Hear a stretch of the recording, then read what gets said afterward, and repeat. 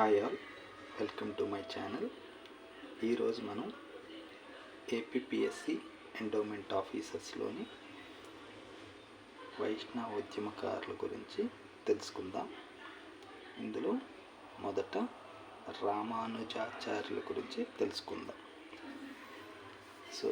రామానుజాచార్యులు క్రీస్తు శకం 11వ శతాబ్దానికి చెందినవారు. ఇళయ పెరుమాళ్ అనేది రామానుజాచార్యులు గల అసలు పేరు. రామానుజుని చేతనే భక్తి ఉద్యమం లేదా వైష్ణవ ఉద్యమం ప్రారంభం అయ్యింది.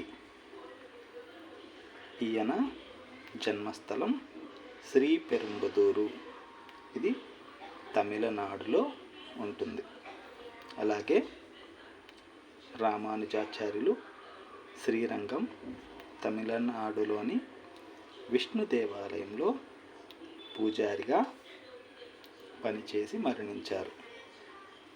ఈయనకు ఉదయవర్, ఎం పెరుమనార్ మరియు యతిరాజా అంటే కింగ్ ఆఫ్ సన్యాసీస్, యతిరాజా అంటే కింగ్ ఆఫ్ సన్యాసీస్ అనే బిరుదులు కలవు.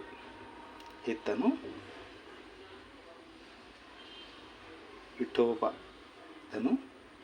విఠోబా ఆలయం, అది పండరీపురం కేంద్రంగా భక్తి ఉద్యమాన్ని ముందుకు తీసుకెళ్ళాడు.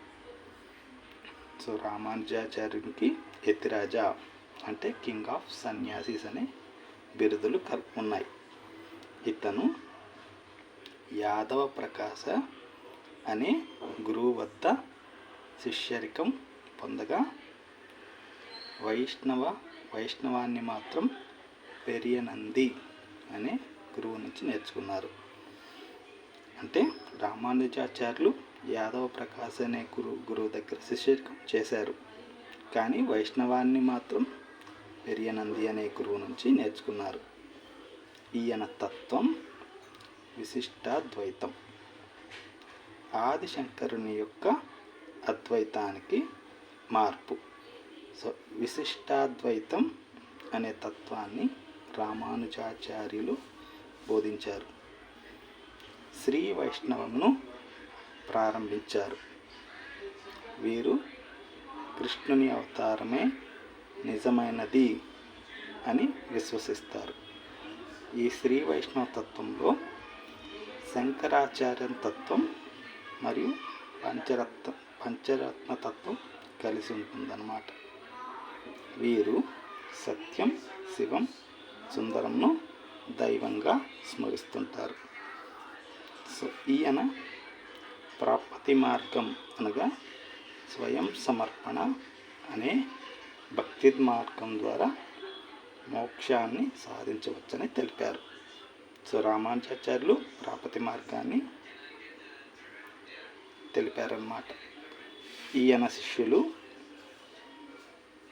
కురుత్వజ, ముదలియనందన్, అనంతజ్వార్. ఈయన రచనలు వేదాంత సంగ్రహం, వేదాంత సార, వేదాంత దీపిక, శ్రీ భాష గీతాభ్యాస అనే వ్యాఖ్యలు వరుసగా బ్రహ్మసూత్రాలకు, భగవద్గీత వ్యాఖ్యానాలు. ఇవి బాదరాయణుని వేదాంత బ్రహ్మసూత్రాలు. ఈయనని రాజ్య బహిష్కరణకు కులోత్తంగ చోళుడు, ఈయన కంచికి రాజు.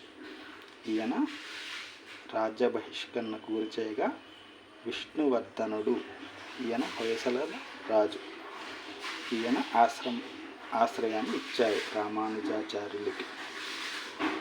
ఇది ఫ్రెండ్స్ రామానుజాచార్యుల గురించి. ఈ వీడియో కనుక మీకు నచ్చినట్లయితే సబ్స్క్రైబ్ చేయండి, లైక్ చేయండి, షేర్ చేయండి. నెక్స్ట్ వీడియోలో మనం మాధవాచార్యుల గురించి తెలుసుకుందాం.